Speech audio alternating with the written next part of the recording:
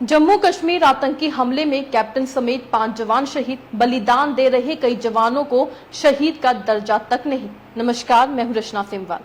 जम्मू कश्मीर में डोडा जिले के डेसा में आतंकियों की फायरिंग में सेना के कैप्टन समेत 4 जवान शहीद हो गए थे। अब एक पुलिसकर्मी की भी मौत हो गई है, यानी कुल 5 लोगों की जान जा चुकी है। राष्ट्रीय राइफल्स और जम्मू कश्मीर पुलिस यहां सोमवार से ही सर्च ऑपरेशन चला रही थी।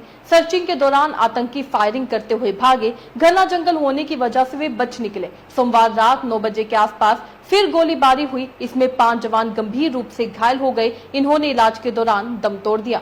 कहा जा रहा है कि जम्मू कश्मीर में पिछले 2.5 साल में 50 जवानों की जान जा चुकी है। स्थानीय प्रशासन, सरकार, रक्षा मंत्रालय आखिर कर क्या रहे हैं? सिपाहियों, सेना के अफसरों के शहीद होने के बाद संवेदना व्यक्त कर देना ही तो सरकारों का काम नहीं हो सकता। सुरक्षा तंत्र को मजबूत करने और आतंकियों को करारा जवाब देने के लिए आपने क्या किया, यह देश को बताने की जरूरत है। एक तरफ अर्धसैनिक बलों के सिपाही इसलिए लड़ रहे हैं कि उन्हें शहीद का दर्जा तक नहीं मिल रहा, दूसरी तरफ है अग्निवीर। कुछ शहीद अग्निवीरों के परिजनों का कहना है कि पैसों का हम क्या करें, कम से कम बेटे को शहीद का दर्जा तो दे दीजिए।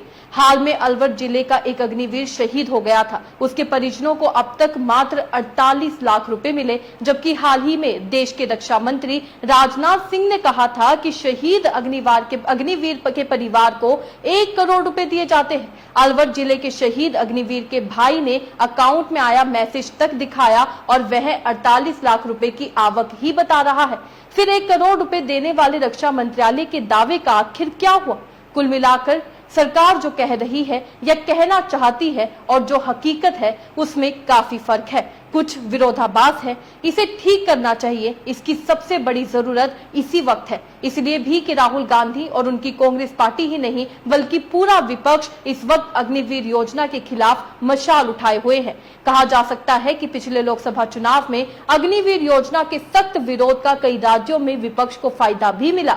हरियाणा और राजस्थान के परिणामों को देखकर तो यह निश्चित रूप से कहा ही जा सकता है। निश्चित ही इस मामले को मौजूदा केंद्र सरकार गंभीरता से लेगी और कम से कम शहीद सिपाहियों के परिजनों के साथ तो न्याय जरूर करेगी। चाहे वे रेगुलर सैन्य कर्मी हो या अग्निवीर नौजवान, कम से कम उन्हें शहीद का दर्जा तो मिलना ही चाहिए। जो अपनी जान की बलिदान तक दे देते हैं, क्या उन्हें शहीद का दर्जा सरकार नहीं दे सकती?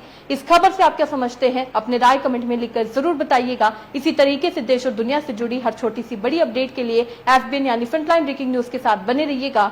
धन्यवाद।